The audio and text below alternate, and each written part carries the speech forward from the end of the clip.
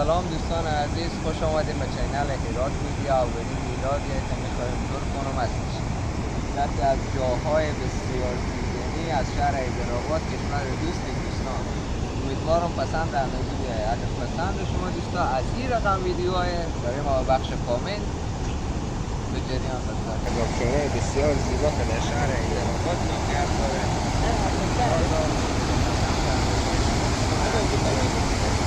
یکی از جایی که جوانا میان به اینجی روبزی و میگیری، بسیار جای خوبی و یک آب و هوای بسیار خوبی و یک جای بسیار پاک تو اینجی بچه ها صبحکی میایم و روبزی میکنم.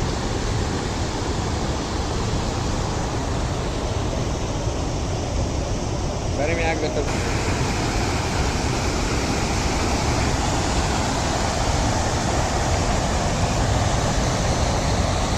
خیلی یک جای بسیار طبیعی مقبولی و قشنگی. خوش شما بیاید دوستا ببینید چی میشه. آفرین. من جوانا هم به اینجا بازی میکنم. ببینید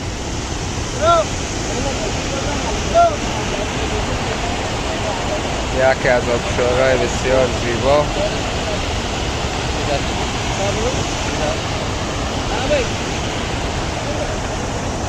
Where are you from?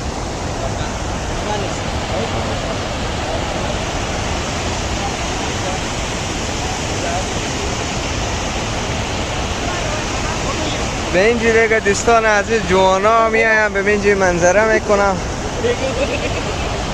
भाई तुम लोग से वीडियो निकालो तो कोई बात नहीं है, निकाल दो. به اینجا جوانا میایم صبحکی ها بازی میکنن. ساعت 7 بجه صبح جوانا گرمی خور به اینجا گرمی خورده که بیرون میکنن جوانا مست مست. भाई आई कहाँ बेचो? कहाँ से हो आप भाई? बॉम्बे से हो? बॉम्बे किधर से? किधर से? बंदरा. अच्छा, बहुत अच्छी जगह है. मैंने गया था एक बार. دوستان عزیز ببینیم بسیار یک جای طبیعی بسیار جای مقبولیه که این جگاه نشون میدم برای شما. कैसे हो भाई? सब ठीक है?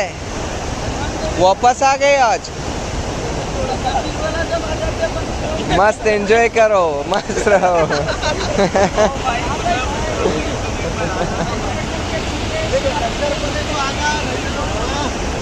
ببینید دوستا خوب یک بازی میشه اینجا. خیلی کرغم هسته. 5-6 متر اینجا کرغه حدودا. یعنی که جوانا چی رقم بازی میکنن.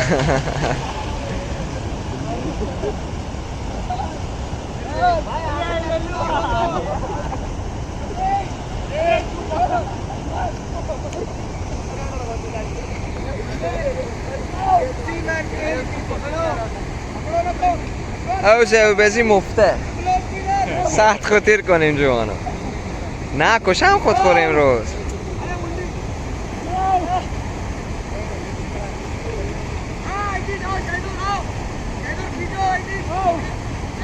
خوب یک جاییه برای ساعتگیری، برای بازی، برای میگیری. اینجا صبح میایم میگیری هم میکنه که اینجا دقت کنه.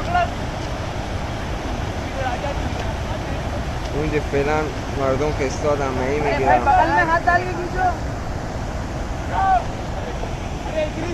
خیلی عالی. بگیت جریان داره و داره گل ببینید تا خوب یک هوایی هم امروز هست. یک ساعت بعد بخیر انشالله بارش هم شروع میشه. هوا بارشی امروز ابری. منتها اینو خنک نمیخورم مثل که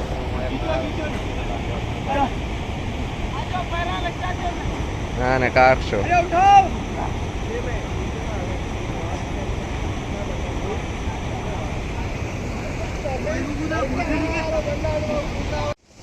دوستان عزیز طبق که مشاهده میکنید اینجا یک چشمه بسیار زیبای از داخل سنگاه که طبق که مشاهده میکنید از داخل سنگا یک رقم بسیار صافی بیرون میشه و اونجا به چیشون میگه که خوش اما نظر میرسه که فعلا به اونجا بیچاره بپای آزادی داره. امید که تا آخر سال به اونجا زنده بمونم و این آب هم جریان داشته باشه. نزدیک آبشار دوستان عزیز آهسته آهسته به آخر ویدیو رسیدیم. در آینده میخوایم برای شما ویدیوهای بهتر و بهترتر به نمایش بگذارم. اگر دوست دارین همچون ویدیوهای همیشه برای شما دوستان عزیز به نمایش بگذارم، لطفاً لایک، سابسکرایب، نظریات خود را در بخش کامنت با ما اشتراک کنید.